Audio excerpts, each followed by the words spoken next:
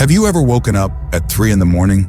Not because of a sound, not because of a dream, but because the house itself felt like it was watching you?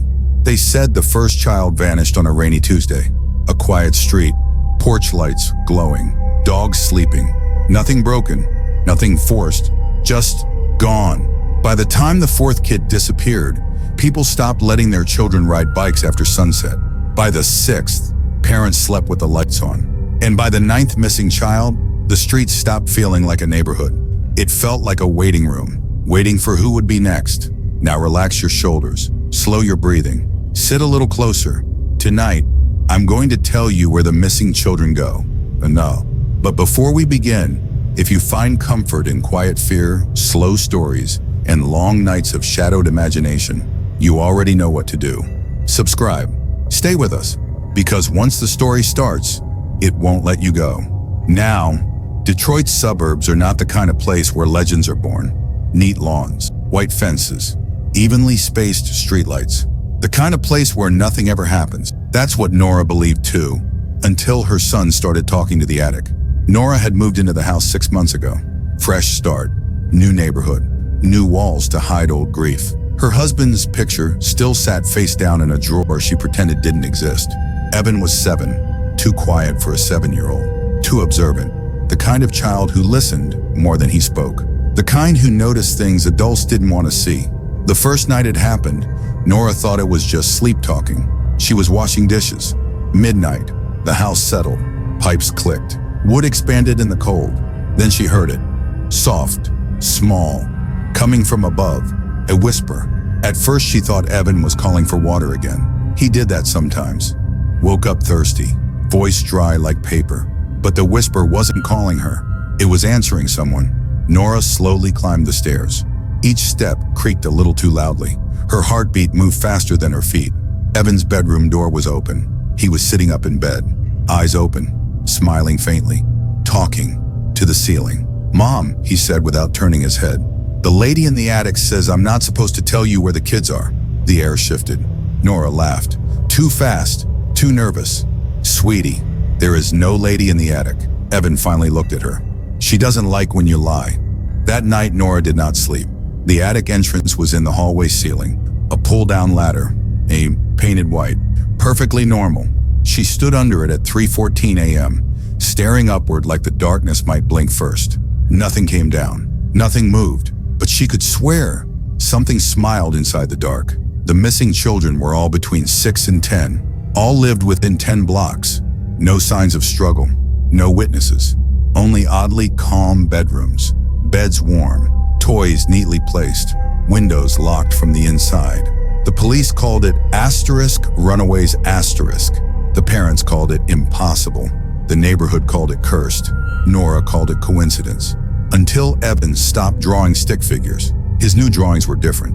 All the faces had wide smiles. Too wide, stretched. No eyes, just mouths. He drew them on the walls, with red crayon at first, then later, with something darker. The attic smelled wrong. Old wood always has a smell. Dust, time, decay. This was different. This smelled sweet, like iron and sugar. Fear moves strangely in a house. It seeps, it stains, it waits. Nora tried to ignore it. Single mothers learn to survive on denial. She worked, paid bills, packed lunches, pretended the world was safe enough for bedtime stories. But Evan stopped sleeping through the night. Every night at exactly 2:58 a.m., he would sit upright in bed and smile. Sometimes he whispered, sometimes he laughed softly, and sometimes he nodded, as if someone above him was giving instructions. Nora installed a baby monitor in his room, not for safety, for sanity. The first night she turned it on, she heard Evan's quiet breathing, then something else. Another breath, slow, measured, happy. The static crackled. Then the whisper came through the speaker. Not Evan's voice. A woman's, soft, thin, smiling. Soon, Nora ran upstairs so fast she slipped on the last step. Evan was sound asleep, the room empty, the air warm. The monitor continued to breathe in her hand. That was the night she pulled down the attic ladder. Dust fell like dead snow. The wood groaned in protest. The opening above looked smaller than it should. Flashlight shaking in her hand, she climbed. Every step upward felt like she was leaving the real world behind. At the top, the attic was full. Not with boxes, not with furniture, with drawings. Thousands of them. Children's drawings. Every wall, every beam, every surface. Smiling faces. No eyes, only mouths. And in the center, written in uneven, childlike letters. She keeps the faces that smile back. Nora dropped the flashlight. When she picked it up again, the drawings had shifted. The smiles were closer. That night, another child vanished. House 3 blocks away, 7 years old. Left behind a sketch of a woman with a giant mouth. The neighborhood started whispering. About shadows moving between houses. About laughter in empty rooms. About children waving at corners where no one stood. Nora stopped letting Evan go outside, but the house already knew him. The keywords the town would later use to explain the horror didn't exist yet, but they would soon learn them all. Listening, breathing, shadow, attic, whisper, lullaby, static, nightmare, missing, reflection, stairway, smile, silence, knocking, dust, heartbeat, drawing, watching, hunger, doorway. Each of them would come true, one by one. On the 8th night, Evan finally told her the truth. Not in fear, not in tears, in excitement. She says the kids don't hurt anymore, he whispered. She says their bodies get tired, but their faces don't. Nora grabbed his shoulders. What does she do with their faces? Evan smiled wider than he ever had before. She wears them. That was when Nora noticed it. Her son's smile was no longer his. And somewhere above them, the attic laughed. Softly, patiently, waiting. And as Nora held her son in the dark, she realized something far worse than death had moved into their home. Because the smiling lady doesn't take children, she takes what makes them recognizable. And soon, she was coming for Evan's smile too. And maybe, just maybe, for yours. By the time the sun finally rose over the quiet rows of identical houses in Detroit's outskirts, Nora had already decided she wasn't crazy, because crazy people don't smell iron in the air or hear breathing inside walls, or find their son's smile changing shape overnight.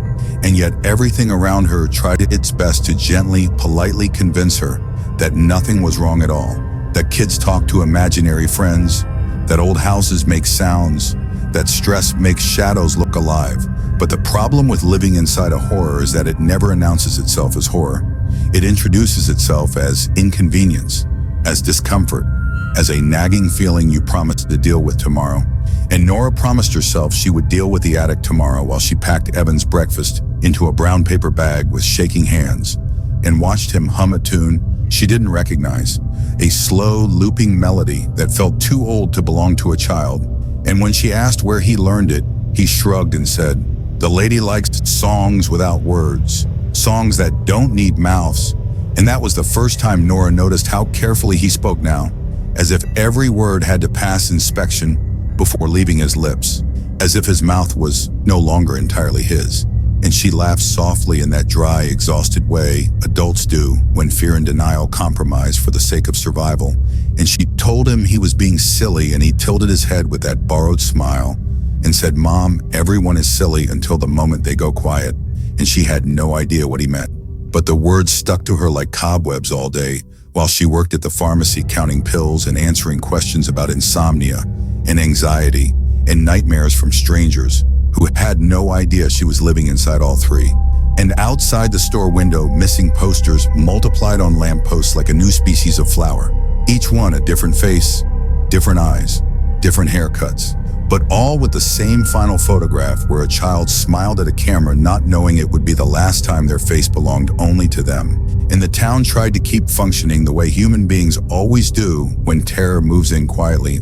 School buses still ran, dogs still barked at mailmen, neighbors still discussed weather and grocery prices and pretended that the air didn't taste like waiting. And every afternoon, Nora stood at the living room window watching for Evan to return from school, even though she never let him walk alone anymore. And every afternoon, he appeared at the end of the street exactly at the same minute. Not a second early, not a second late, waving with mechanical precision like someone had taught him how to look like a normal child again. And the other parents whispered that the neighborhood had bad energy, and that old land remembers things, and that maybe a sinkhole opened somewhere beneath their houses to swallow children like a mouth in the soil. and Nora wanted to scream that the mouth was upstairs and it was smiling, but instead she nodded and kept quiet because no one listens when you point at the ceiling and say, "Evil wears a woman's grin." And that night when the sun fell and the streetlights blinked on one by one like tired sentries, and Evan brushed his teeth with careful, delicate movements as if his reflection might be offended by a wrong angle, Nora finally forced herself to climb the attic ladder again with a kitchen knife in one hand and a flashlight in the other. And the moment her head broke the threshold of the opening, she understood that the attic had changed, because spaces that are alive always change when you stop looking at them. The drawings were still there, but now they overlapped each other in layers like shed skin, and the smiles were bigger, closer, crowding toward the center beam, where the temperature dipped unnaturally low, and her breath came out in thin white threads, even though the rest of the house was warm. And beneath that beam, she saw something that hadn't been there before. A chair, small and wooden and child-sized, positioned as if someone had recently stood up from it and left in a hurry. And carved into the wood were hundreds of tiny initial marks, the way prisoners count days on walls.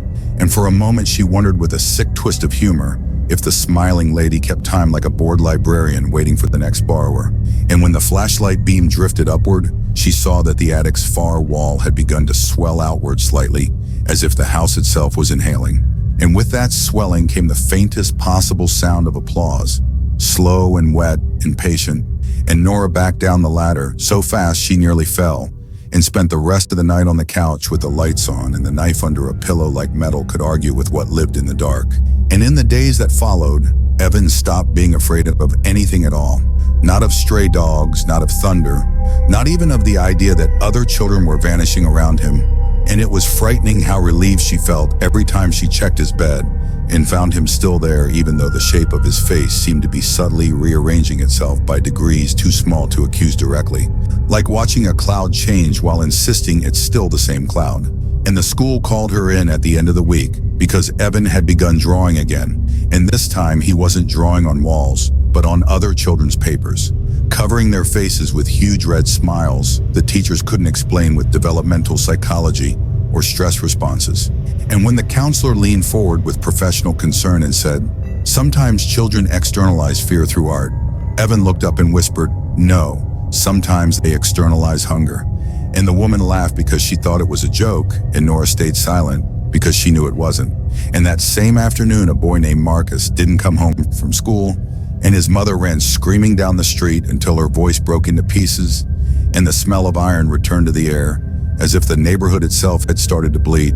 And late that night, Nora found Evan sitting on the hallway floor directly beneath the attic entrance, tracing circles on the ceiling, with his finger as if following movement only he could see. And when she asked what he was doing, he said, "She's choosing." And when she asked who he meant, he tilted his head and whispered, "You already know." And that was the first time fear ever truly left Evan's eyes. Not because it disappeared, but because it relocated into something colder, something that watched instead of reacted. And when Nora tried to lift him away from the ladder, he resisted with a strength that felt wrong inside a 7-year-old body. And she burst into tears, begging him to come back to bed.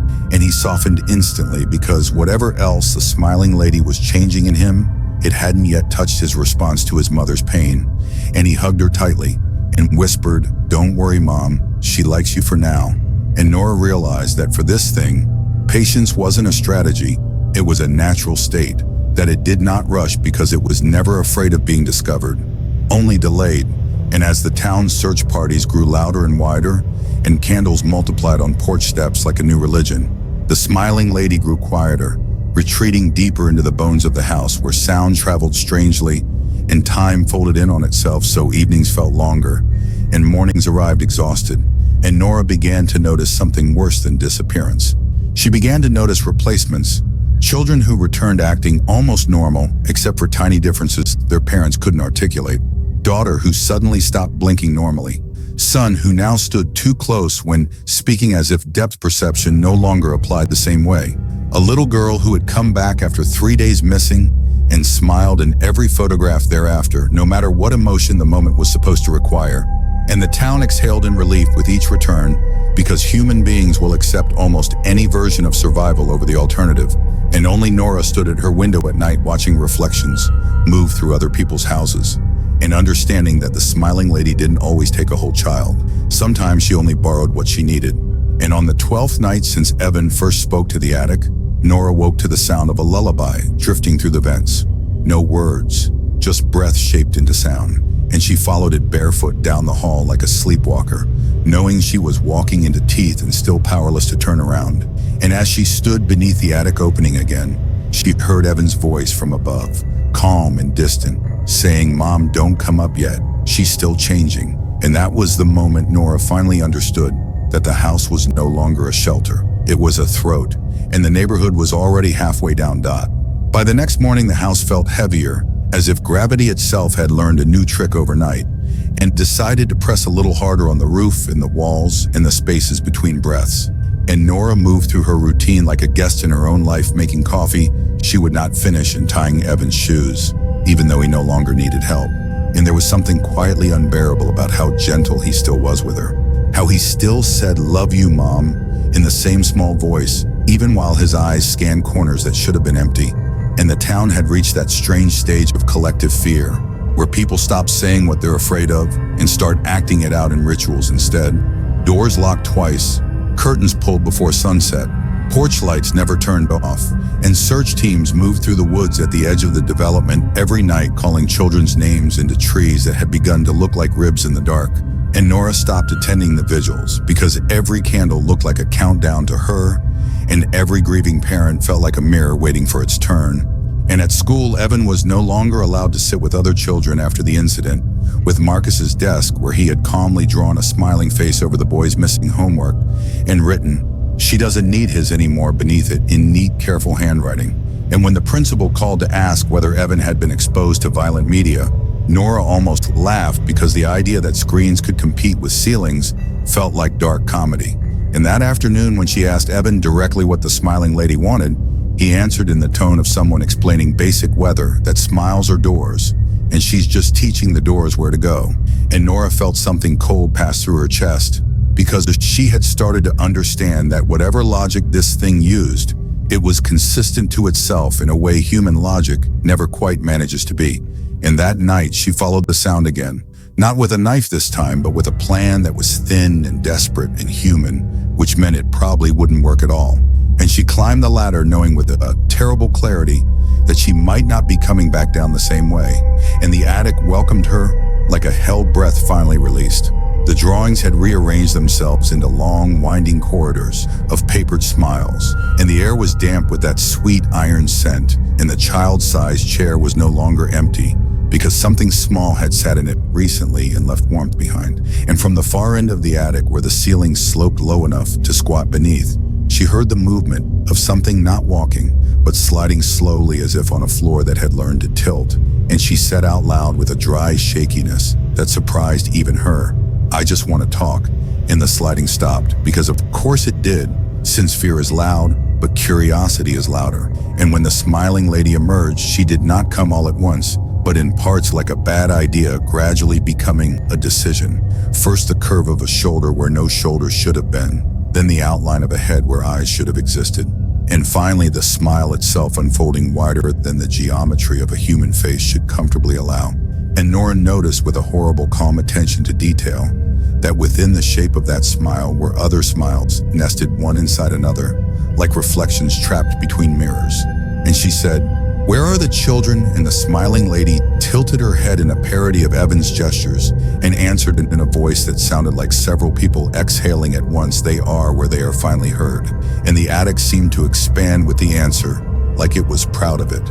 And Nora felt anger rise in her like heat, because parents can only be afraid for so long before fear burns into something sharper. And she demanded, "What do you do with their faces?" And the smiling lady leaned closer until the smell of iron was so strong, Nora tasted pennies on her tongue and said, "I keep what they give willingly, and I teach the rest how to give." And in that moment, Nora understood the full shape of the trap, not as possession, but as persuasion. Not as force, but as a deal children were never equipped to negotiate. And before she could speak again, the attic ladder slammed upward from below, and the sudden shake sent dust and drawings raining down like dead leaves. And Evan's voice rose from the dark beneath, saying, "Mom, you shouldn't have come up during a selection." And something in his tone was not quite his own anymore. It carried a faint adult patience that made Nora's skin prickle. And the smiling lady's smile widened in what could almost have been amusement, and she whispered, "Choices are delicate things, you break them when you rush." And with one smooth, impossible motion, the sloping ceiling above them rippled and opened into depth where depth shouldn't fit, revealing layers of other rooms folded inside the attic like pages pressed together too long. And in those layered rooms, Nora saw shapes that looked like children at rest, except for the mouths which kept moving in slow, synchronized motion, as if practicing expressions for later. And every instinct in her screamed to run, but there was nowhere to run because the ladder was gone, and the floor beneath her feet had begun to soften like packed earth after rain. And the smiling lady reached out, not with hands, but with the edge of her smile, stretching forward like a crescent blade, and whispered, "Give him back loosely," as if mocking a phrase Nora might have once used at a playground. And Nora found herself laughing in short, broken sounds, because sometimes hysterical humor is the only resistance left. And she said, "You want him. You're going to have to explain to me how it works." And the smiling lady paused because questions interrupt hunger in inconvenient ways. And in that pause, Nora saw Evan's future branching like reflections in a dark window, and she realized with numb clarity that the monster did not need to be defeated to be survived. It only needed to be delayed. And so she began to bargain in the oldest language parents know, offering herself not as bait, but as inventory, saying, "Take my face instead, take my memory, my sleep, my smile, my name, just leave him with what makes him him." And the smiling lady considered this with the patience of something that could afford to consider anything, and finally said, "You already gave me one once." And Nora's blood ran cold as she remembered the photograph in her drawer of a man whose smile she could no longer quite picture in her mind. And the house groaned as if acknowledging an old confession. And in the layers of folded rooms, Nora saw briefly a familiar mouth smiling back at her from within the lady's infinite grin. And the truth settled on her like ash that the smiling lady had been feeding on the street longer than Nora had lived here, longer than she could remember noticing. And from below, Evan began to cry out, not in fear this time, but in confusion, repeating, "Mom, why is she wearing Dad?" And Nora's scream tore out of her so raw, it seemed to peel layers from the air itself. And in that instant, the attic convulsed and the folded rooms shuddered, and the smiling lady recoiled not in pain, but in surprise, because grief is one of the few sounds hunger does not predict perfectly. And the floor hardened again just long enough for Nora to stumble backward and feel the solid beam of the attic framing beneath her palms. And somewhere below the ladder scraped back into place with the sound of wood dragged across bone, and Nora fell through the opening, in a mess of dust and breath, and tears landing hard at the foot of the ladder, where Evan waited, shaking and sobbing, and still unmistakably himself for the moment. And behind them, the attic sealed with a polite final click, like a door being gently closed on an argument that was far from over. After that night, the house behaved the way a quiet predator behaves after being startled, outwardly calm, almost polite, but charged beneath the surface with the tension of something that had been interrupted mid-meal.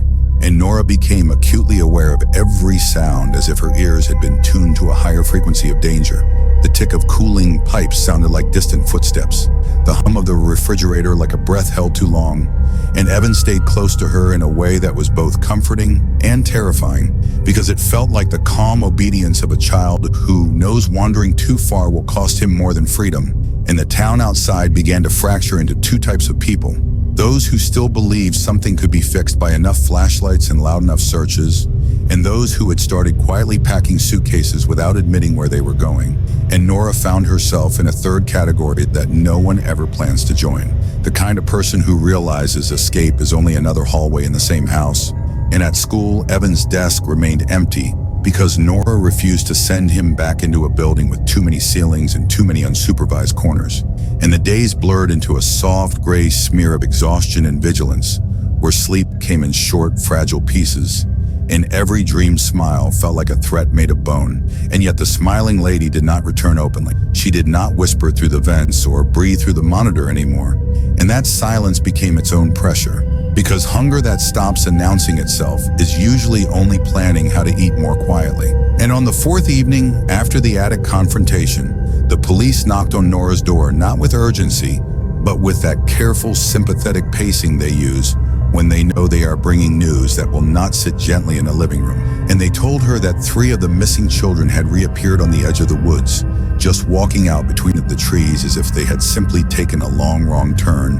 And the town erupted in cautious relief like a held breath, partially released. And Nora stood very still in her kitchen, listening, because she knew enough now to fear returns more than disappearances.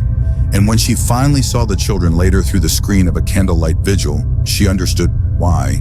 Because they looked almost right in the way. A reflection in moving water almost looks like your face. Their eyes tracked too independently of one another. Their smiles turned on and off with the faintest delay as if waiting for a signal. And when one of them laughed, the sound lagged behind the movement of his mouth like poorly synced audio. And the parents cried and clutched and thanked whatever they still believed in. Because faith does not require accuracy to function, only hope. And that night, as the neighborhood celebrated survival with a desperation that bordered on manic, Nora noticed Evan standing at the edge of the yard, watching the returned children not with relief but with something like professional interest. And when she asked him what he thought, he said quietly, she only brought back what she didn't need yet. And Nora felt the word yet settle into her ribs like a nail. And after everyone finally drifted back to their houses, drunk on relief and candle smoke, the smiling lady spoke again for the first time since the attic, without using sound at all.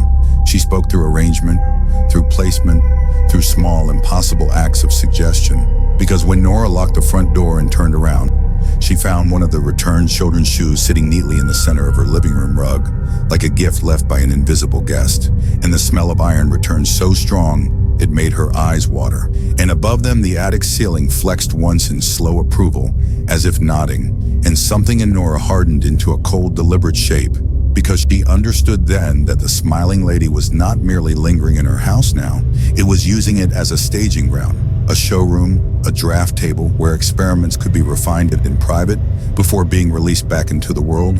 And that realization stripped away the last fragile layer of denial she had been clinging to, like insulation against the cold. And in the hours before dawn, she did something she had never imagined herself doing. She loaded Evan into the car without explanation and drove until the neighborhood thinned into industrial shadows and then into long, open roads that promised distance if not safety. And Evan watched the dark pass by the windows in silence, as if memorizing the shape of escape without fully believing in it. And for a while it worked in the way running sometimes works. The sky lightened. The radio found a station playing an old love song that felt absurdly human, and Nora allowed herself a shallow breath of almost hope. But survival has a way of revealing the fine print when you stop reading carefully.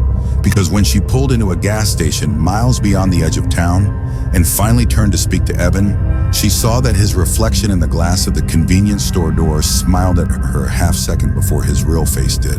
And behind that reflection, layered faintly over the shelves of candy and motor oil, the smiling lady stood patient and enormous, and folded into the geometry of the glass as if she had always lived inside reflections, and was only now reminding Nora that distance is a story humans tell themselves when they need permission to keep running. Nora did not scream at the gas station because screaming feels useless when the thing you fear has learned to live inside surfaces and timing and expectations. And she did not run because she finally understood that running was the shape the smiling lady preferred her to take. So instead, she did the one thing hunger rarely anticipates, which is that she stayed. She closed her eyes for just a second in that harsh fluorescent light that makes everything look like a confession waiting to happen. And she whispered Evan's name the way she had whispered it when he was born, and when he was sick, and when he had his first nightmare, and when his father died. She said his name like it was a rope she could still hold on to.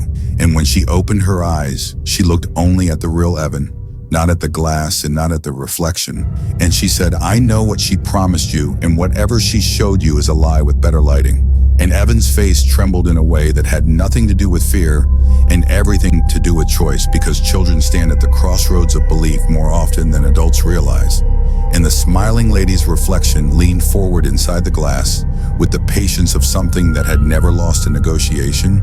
And in the silence between them, Nora did something smaller and braver than any scream. She smiled at Evan, not with teeth, but with the soft, crooked human smile she used when he scraped his knees and pretended he was fine. And that familiar, flawed, uneven expression hit him like recognition, because it didn't promise power or escape or forever it only promised now. And the smiling lady's many-layered grin faltered just enough for Nora to see that what it could steal, it could not manufacture. It could collect mouths, but it could not create meaning behind them. And Evan's lips began to move out of sync with the reflection in the glass until the two smiles drifted apart like magnets losing charge. And the smiling lady recoiled not in pain, but in irritation, because persuasion fails differently than force. And the fluorescent lights flickered, and every reflective surface in the station fractured into overlapping versions of the same enormous grin, trying to reassemble itself through angle and offset and glare. And Nora reached out and took Evan's face in her hands, grounding him in pressure and warmth and boring ordinary gravity. And she said, "You don't belong to the ceilings, you belong to me." And for a long, terrible second, nothing happened.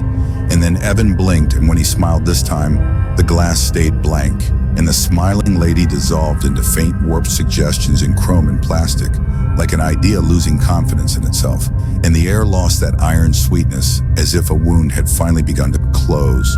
And they drove again, not fast and not far, just enough to let the sun come up around them and show the world still pretending to be normal. And in the days that followed, the disappearances stopped without announcement, the way many endings arrive, without ceremony and without explanation. And the town told itself stories about underground runaways and broken custody disputes and bad data and bad luck, because adult minds need shapes they can stack neatly on shelves. And the returned children grew up a little strange but functional, because human beings are extraordinarily good at adapting to damage they can't label. And no one ever officially solved the case of the missing children, because some doors stayed closed out of mutual agreement between fear and survival. And years later, when Evan was old enough to no longer need nightlights and old enough to not talk about ceilings, he would sometimes pause in front of reflective windows, just long enough to check that his smile arrived when he meant it to.